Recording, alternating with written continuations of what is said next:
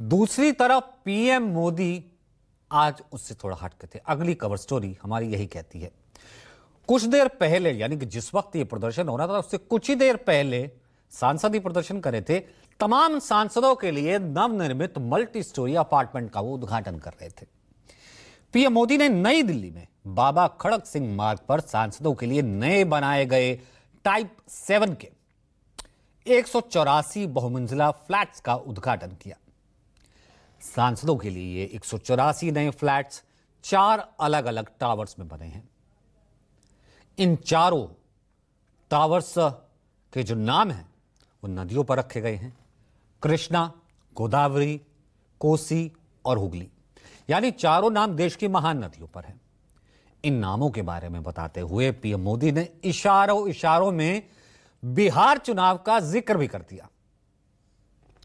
PM ने यह कहा कि कोई बड़ी बात नहीं कि ऐसा हो कि यह उद्घाटन भी बिहार चुनाव से लोग जोड़कर देखें। सुनिए।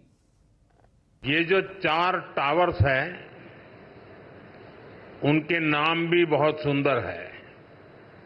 कृष्णा, गोदावरी, कोसी, हुगली।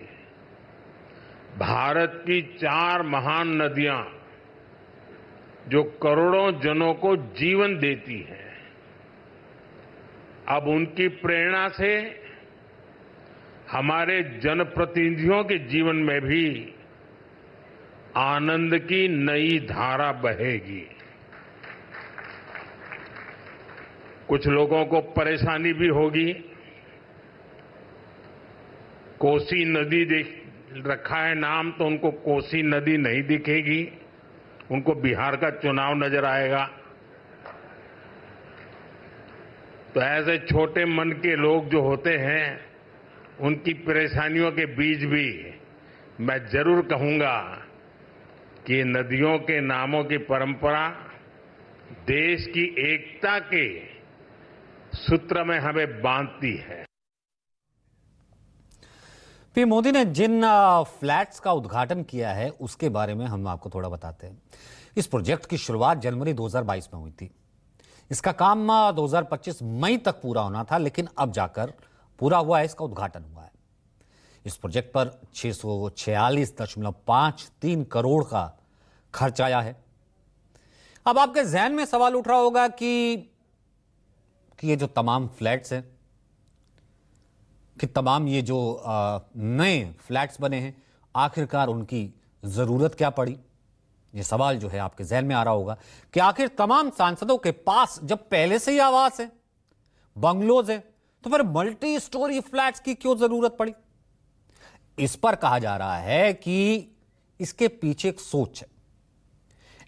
ये फ्लैट्स इसलिए बनाए गए हैं सांसदों के लिए क्योंकि एक तो आवास की कमी थी। नए सांसद जब चुन के आ रहे थे, हर एक का बंगला, हर एक की तमाम चीजें पूरा करना सीमित नहीं हो रहा था।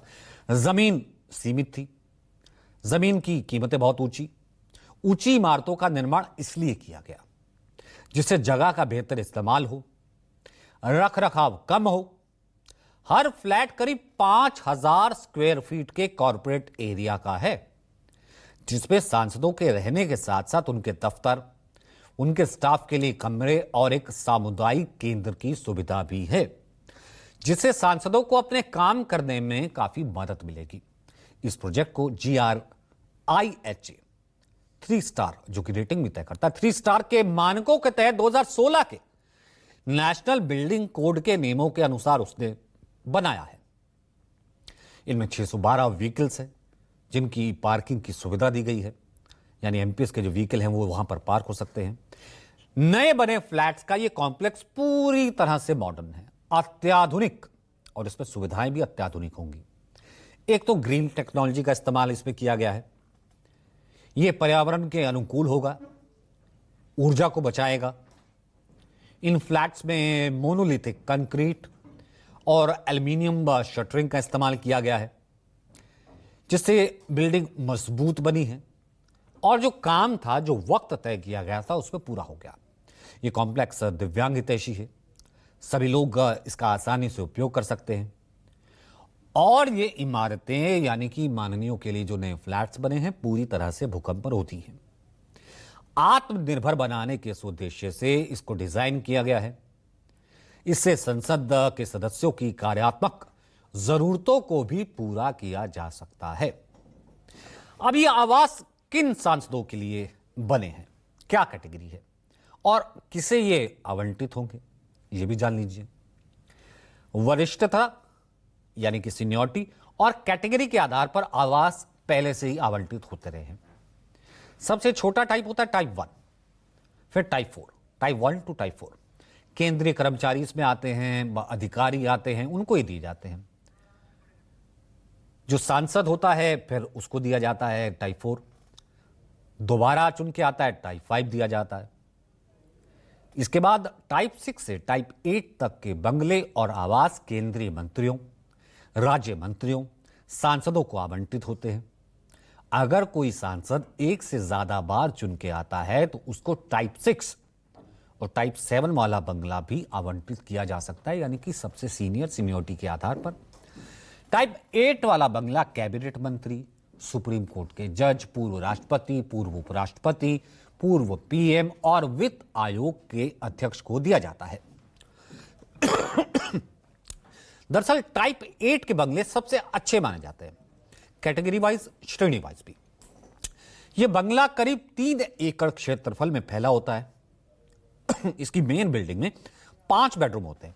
ये जो टोटल हमने आपको एरिया बताया उसमें 5 बेडरूम है, एक हॉल, उसके अलावा एक डाइनिंग रूम, उसके अलावा एक स्टडी रूम, उसके अलावा गेस्ट और सर्वेंट क्वार्टर भी उसके अलावा होता है।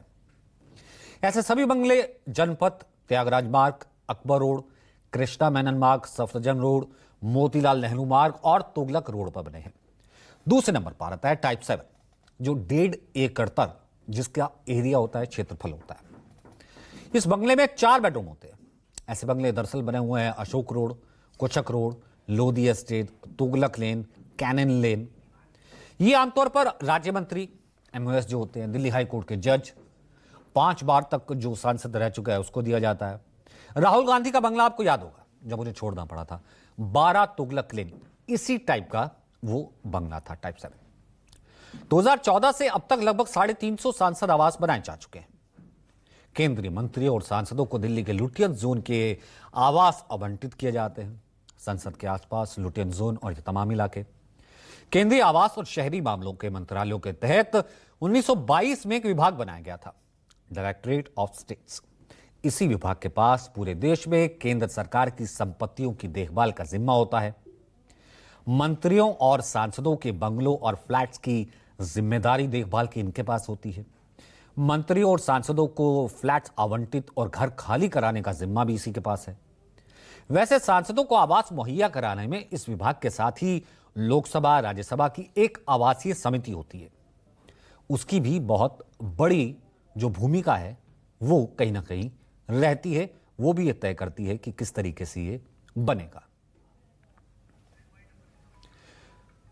तो जो कहेंगे सच कहेंगे फिलहाल के एडिशन में इतना ही। आपसे फिर मुलाकात होगी, इजाजत दीजिए, आपको छोड़